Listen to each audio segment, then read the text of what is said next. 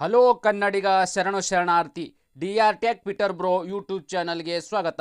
ಇವತ್ತು ನಮ್ಮ ಜಾಬ್ ಸರ್ಚಿನಲ್ಲಿ ಸಹಾಯಕ ರಿಜಿಸ್ಟರ್, ಜೂನಿಯರ್ ಸೂಪರಿಂಟೆಂಡೆಂಟ್ ಮತ್ತು ಕಿರಿಯ ಸಹಾಯಕ ತಾಂತ್ರಿಕ ಅಧಿಕಾರಿ ಹೊಸ ನೇಮಕಾತಿ ಅಧಿಸೂಚನೆ 2024 ಪ್ರಕಟವಾಗಿದ್ದು, ಏನು ಕಿರಿಯ ಸಹಾಯಕರು ಮತ್ತು ಸಹಾಯಕ ರಿಜಿಸ್ಟರ್ ಹಾಗೂ ವಿವಿಧ ಹುದ್ದೆಗಳಿರ್ತಕ್ಕಂಥದ್ದು ಒಂದು ರಿಕ್ವೈರ್ಮೆಂಟ್ ಇದೆ. ಪುರುಷ ಮತ್ತು ಮಹಿಳಾ ಅಭ್ಯರ್ಥಿಗಳು ಈ ಒಂದು ಅಪ್ಲಿಕೇಶನ್ ಹಾಕಬಹುದಾಗಿದೆ. ಸಂಬಳ ನೋಡೋದಾದರೆ 82,000 ರೂಪಾಯಿ ಸಂಬಳವಿದ್ದು, ಹಿಂದೆ ಅಪ್ಲಿಕೇಶನ್ ಆಲ್ರೆಡಿ ಪ್ರಾರಂಭವಾಗಿದೆ. ತಾವುಗಳೆಲ್ಲ ಅಪ್ಲಿಕೇಶನ್ ಹಾಕಬಹುದಾಗಿದೆ. ಹಾಗೆ ಪ್ರತಿನಿತ್ಯ ನಾನು ಹೊಸ ಉದ್ಯೋಗ ಮಾಹಿತಿಯನ್ನು ಕೊಡುತ್ತೇನೆ. ಆ ನೋಟಿಫಿಕೇಶನ್ ನಿಮಗೆ ಬರಬೇಕು ಅಂತ ಹೇಳಿದರೆ ಸಬ್ಸ್ಕ್ರೈಬರ್ ಜೊತೆಗೆ ಬೆಲ್ ಐಕಾನ್ ಪ್ರೆಸ್ ಮಾಡೋದನ್ನು ಮರೆಯಬೇಡಿ.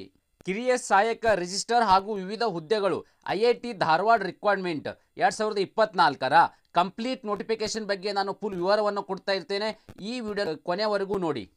ಇಂಡಿಯನ್ ಇನ್ಸ್ಟಿಟ್ಯೂಟ್ ಆಫ್ ಟೆಕ್ನಾಲಜಿ ಧಾರವಾಡದಲ್ಲಿ ಖಾಲಿ ಇರುವ ಸಹಾಯಕ ರಿಜಿಸ್ಟರ್ ಮತ್ತು ಜೂನಿಯರ್ ಸೂಪರಿಂಟೆಂಡೆಂಟ್, ಅದೇ ರೀತಿ ಕಿರಿಯ ಸಹಾಯಕ ತಾಂತ್ರಿಕಾಧಿಕಾರಿ ಮತ್ತು ಎಕ್ಸ್ ಮತ್ತು ಸೀನಿಯರ್ ತಂತ್ರಜ್ಞ ಸೇರಿದಂತೆ ವಿವಿಧ ಹುದ್ದೆಗಳನ್ನು ಭರ್ತಿ ಮಾಡಲು ಆಸಕ್ತರಿಂದ ಆನ್ಲೈನ್ ಮೂಲಕ ಅರ್ಜಿಗಳನ್ನು ಆಹ್ವಾನಿಸಲಾಗಿದೆ. ಆಸಕ್ತ ಮತ್ತು ಅರ್ಹ ಅಭ್ಯರ್ಥಿಗಳು ಸದರಿ ಹುದ್ದೆಗಳಿಗೆ ಅರ್ಜಿ ಸಲ್ಲಿಸಲು ನಿಗದಿಪಡಿಸಿದ ದಿನಾಂಕದ ಅರ್ಜಿಗಳನ್ನು ಸಲ್ಲಿಸಿ. ಈ ಹುದ್ದೆಗೆ ಅಗತ್ಯವಿರುವ ವಿದ್ಯಾರ್ಹತೆ, ವೇತನ ಶ್ರೇಣಿ, ವಯೋಮಿತಿ ಮತ್ತು ಅರ್ಜಿಯ ಶುಲ್ಕ, ಈ ಥರದ ಪ್ರಮುಖ ಮಾಹಿತಿಯನ್ನು ನಾನು ಈ ವಿಡಿಯೋದಲ್ಲಿ ನಿಮಗೆ ತಿಳಿಸ್ಕೊಡ್ತೀನಿ. ಸ್ಟಿಲ್ ಎಂಡ್ವರೆಗೂ ಈ ವಿಡಿಯೋ ಸ್ಕಿಪ್ ಮಾಡದೆ ನೋಡಿ. ಉದ್ಯೋಗ ವಿವರಗಳನ್ನು ನಾವು ನೋಡೋಣ ಬನ್ನಿ. ಇಲ್ಲಿ ಏನು ಇಲಾಖೆ ಹೆಸರು Indian institute of technology Dharwad. Okay, ಏನು 2024 ಅಧಿಸೂಚನೆ ಪ್ರಕಾರ ವಿವಿಧ ಹುದ್ದೆಗಳನ್ನ ಇಲ್ಲಿ ಕಲ್ಪ ಮಾಡಿದ್ದಾರೆ. ಎಷ್ಟು ಹುದ್ದೆಗಳು ಅಂತ ಹೇಳಿದ್ರೆ 13 ಹುದ್ದೆಗಳು ಇರ್ತಕ್ಕಂಥದ್ದು. ಅರ್ಜಿ ಸಲ್ಲಿಸುವುದಪ್ಪ ಅಂತ ಹೇಳಿದ್ರೆ ಆನ್ಲೈನ್ ಮುಖಾಂತರ ತಮ್ಮ ಅರ್ಜಿಗಳನ್ನ ಸಲ್ಲಿಸಬಹುದಾಗಿದೆ. ಉದ್ಯೋಗ ಸ್ಥಳ ಕರ್ನಾಟಕ ಧಾರವಾಡದಲ್ಲಿ ಇರ್ತಕ್ಕಂಥದ್ದು ಒಂದು ಉದ್ಯೋಗ ಸ್ಥಳವಾಗಿದೆ. ಇಲ್ಲಿ ನಾವು ಯಾವ್ಯಾವ ಒಂದು ಪೋಸ್ಟಿಗೆ ಎಷ್ಟೆಷ್ಟು ವೇಕೆನ್ಸಿಗಳದಾವ ಎಂಬುದನ್ನು ನಾವಿಲ್ಲಿ ನೋಡೋಣ ಬನ್ನಿ. ಸಹಾಯಕ ರಿಜಿಸ್ಟರ್ ಇರ್ತಕ್ಕಂಥದ್ದು 2 ವೇಕೆನ್ಸಿ ಇದ್ದಾವೆ. ಏನು ಜೂನಿಯರ್ ಸೂಪರಿಂಟೆಂಡೆಂಟ್ ಇರ್ತಕ್ಕಂಥ 1 ವೇಕೆನ್ಸಿ, ಕಿರಿಯ ಸಹಾಯಕರಿಗೆ ಇರ್ತಕ್ಕಂಥ 3 ವೇಕೆನ್ಸಿಗಳು, ತಾಂತ್ರಿಕ ಅಧಿಕಾರಿಗೆ 1 ವೇಕೆನ್ಸಿ ಇರ್ತಕ್ಕಂಥದ್ದು, ಜೂನಿಯರ್ ಟೆಕ್ನಿಕಲ್ ಸೂಪರಿಂಟೆಂಡೆಂಟ್ಗೆ ಇರ್ತಕ್ಕಂಥ 1 ವೇಕೆನ್ಸಿ, CSE ಇರ್ತಕ್ಕಂಥವ್ರಿಗೆ 2 ವೇಕೆನ್ಸಿಗಳು, ಭೌತಶಾಸ್ತ್ರ ಇರ್ತಕ್ಕಂಥವ್ರಿಗೆ 1 ವೇಕೆನ್ಸಿ, CCS ಇರ್ತಕ್ಕಂಥವ್ರಿಗೆ 1 ವೇಕೆನ್ಸಿ, ಏನು ಜೂನಿಯರ್ ತಂತ್ರಜ್ಞರು ಇರ್ತಕ್ಕಂಥವ್ರಿಗೆ 1 ವೇಕೆನ್ಸಿ ಇರ್ತಕ್ಕಂಥದ್ದು. ಇದು ಕೆಟಗರಿ ಏನು ಇದಿರ್ತಕ್ಕಂಥದ್ದು ಏನು ಬೇರೆ ಏನು ಹುದ್ದೆಗಳಿದಾವೆ. ಆ ಹುದ್ದೆಗೆ ಸಂಬಂಧಪಟ್ಟ ಏನು ಪೋಸ್ಟ್ಗಳ ಬಗ್ಗೆ ನಾನು ನಿಮಗೆ ಇಲ್ಲಿ ವಿವರವನ್ನು ಕೊಟ್ಟಿದ್ದೇನೆ. ಮುಂದೆ ನಾವು ಈಗ ಎಜುಕೇಷನ್ ಕ್ವಾಲಿಫಿಕೇಷನ್ ಬಗ್ಗೆ ನೋಡೋಣ ಬನ್ನಿ. ವಿದ್ಯಾರ್ಹತೆ ಏನೇನು ಬೇಕು ಅಂತ ಹೇಳಿದ್ರೆ, ಈ ಹುದ್ದೆಯ ಅರ್ಜಿ ಸಲ್ಲಿಸುವ ಅಭ್ಯರ್ಥಿಗಳು ಹುದ್ದೆಗೆ ಅನುಗುಣವಾಗಿ ಪದವಿಯನ್ನು ಸ್ನಾತಕೋತ್ತರ ಪದವಿ ಅಥವಾ ವಿದ್ಯಾರ್ಹತೆಯನ್ನು ಮಾನ್ಯತೆ ಪಡೆದ ಸಂಸ್ಥೆಯನ್ನು ಹೊಂದಿರಬೇಕು. ಅಂದರೆ ನೀವು ಇಲ್ಲಿ ಡಿಗ್ರಿಯನ್ನು ಮುಗಿಸ್ಕೊಂಡಿರಬೇಕಾಗತ್ತೆ ಮೊದಲನೇದಾಗಿ. ಅದರ ಜೊತೆಗೆ ಸ್ನಾತಕೋತ್ತರ ಪದವಿ ಅಂದರೆ ನೀವು ಒಂದು ಡಿಗ್ರಿಯನ್ನು ಕೋರ್ಸನ್ನು ಕಂಪ್ಲೀಟ್ ಮಾಡಿರ್ತಕ್ಕಂಥದ್ದೇನು ರಿಲೇಟೆಡ್ ಪೋಸ್ಟ್ಗೆ ಸಂಬಂಧಪಟ್ಟ ಏನು ವೇಕೆನ್ಸಿಗಳಿದ್ದಾವೆ, ಆ ವೇಕೆನ್ಸಿಗೆ ರಿಲೇಟೆಡ್ ಸಂಬಂಧಪಟ್ಟದೇನಾದ್ರಲ್ಲಿ ನೀವು ಡಿಗ್ರಿನ ಕಂಪ್ಲೀಟ್ ಮಾಡ್ಕೊಂಡಿರಬೇಕಾಗುತ್ತೆ. ಅಂಥ ಅಭ್ಯರ್ಥಿಗಳು ಈ ಒಂದು ಅಪ್ಲಿಕೇಶನ್ ಹಾಕಕ್ಕೆ ಎಲಿಜಿಬಲ್ ಇರ್ತಾರೆ. ವಯೋಮಿತಿ, ಈ ವಯೋಮಿತಿ ಅನ್ನೋದು ಏನಿದೆ, ಏಜ್ ಲಿಮಿಟ್ ಬಗ್ಗೆ ನಾವು ಇಲ್ಲಿ ನೋಡೋಣ ಬನ್ನಿ.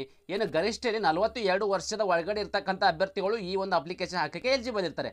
ಹಾಗಾದರೆ ಮತ್ತೆ OBC, SC ST ಮತ್ತು ಮಹಿಳಾ ಅಭ್ಯರ್ಥಿಗಳು ಇರ್ತಕ್ಕಂಥವ್ರು ಇಲ್ಲಿ ವಯಸ್ಸಡಿಲಿಕೆಯನ್ನು ಕೊಡಲಾಗಿದೆ. ಅಂದರೆ ಅವರು ಏಜ್ ರಿಡಕ್ಷನ್ ಕೊಟ್ಟಿದ್ದಾರೆ. ಮತ್ತು ಅವರಿಗೆ ಏಜ್ಗೆ ಸಂಬಂಧಪಟ್ಟ ಏನು ಅಭ್ಯರ್ಥಿಗಳಿದ್ದಾರೆ ಅಂದರೆ ಬ್ಯಾಕ್ವರ್ಡ್ ಕಾಸ್ಟ್ಗೆ ಸಂಬಂಧಪಟ್ಟ ಅಭ್ಯರ್ಥಿಗಳು ಜನರಲ್ ಆಗಿ ಒಂದು ಏಜ್ ಫ್ಯಾಕ್ಟರ್ ನೋಡೋದಾದರೆ SC ST 5 ವರ್ಷ, OBCಗೆ 3 ವರ್ಷ ಮತ್ತು ಫಿಸಿಕಲ್ ಹ್ಯಾಂಡಿಕ್ಯಾಪ್ಟ್ ಇದ್ದವರಿಗೆ ಅವರಿಗೆ 10 ವರ್ಷ ಒಂದು ವಯಸ್ಸಡಿಲಿಕೆಯನ್ನು ಕಾಮನ್ ಏನು ಏಜ್ ಫ್ಯಾಕ್ಟರಲ್ಲಿ ಕೊಡಲಾಗುವುದು. ಅದು ಅಲ್ಲದೆ ಜನರಲ್ ಕ್ಯಾಟಗರಿ ಅಭ್ಯರ್ಥಿಗಳು 42 ವರ್ಷದ ಒಳಗಡೆ ಇರ್ತಕ್ಕಂಥ ಅಭ್ಯರ್ಥಿಗಳು ಈ ಒಂದು ಅಪ್ಲಿಕೇಶನ್ ಹಾಕಕ್ಕೆ ಎಲಿಜಿಬಲ್ ಇರ್ತಾರೆ. ಅರ್ಜಿಯ ಶುಲ್ಕ, ಅಪ್ಲಿಕೇಶನ್ ಫೀ ಬಗ್ಗೆ ನಾವು ನೋಡೋಣ ಬನ್ನಿ. ಈ ಹುದ್ದೆಗೆ ಅರ್ಜಿ ಸಲ್ಲಿಸಲು ಅಭ್ಯರ್ಥಿಗಳಿಗೆ 500 ರೂಪಾಯಿಯನ್ನು DDಯನ್ನು ನಿಗದಿಪಡಿಸಲಾಗಿದೆ, ಶುಲ್ಕವನ್ನು ನಿಗದಿಪಡಿಸಲಾಗಿದೆ. SC ST ಅಭ್ಯರ್ಥಿಗಳು ಮತ್ತು ಮಹಿಳಾ ಮತ್ತು ಅಂಗವಿಕಲ ಅಭ್ಯರ್ಥಿಗಳ ಅರ್ಜಿಗಳನ್ನು ಶುಲ್ಕದಿಂದ ವಿನಾಯಿತಿ ನೀಡಲಾಗಿದೆ. ಏನಪ್ಪ ಅಂತ ಹೇಳಿದ್ರೆ 500 ರೂಪಾಯಿ ಏನು DD ಇದೆ, ಇದು ಜನರಲ್ ಕ್ಯಾಟಗರಿಗೆ ಮತ್ತು OBC ಕ್ಯಾಟಗರಿಗೆ ಸಂಬಂಧಪಟ್ಟ ಅಭ್ಯರ್ಥಿಗಳು 500 ರೂಪಾಯಿ DDಯನ್ನು ಪಾವತಿಸಬೇಕಾಗತ್ತೆ ಅರ್ಜಿ ಶುಲ್ಕವನ್ನು.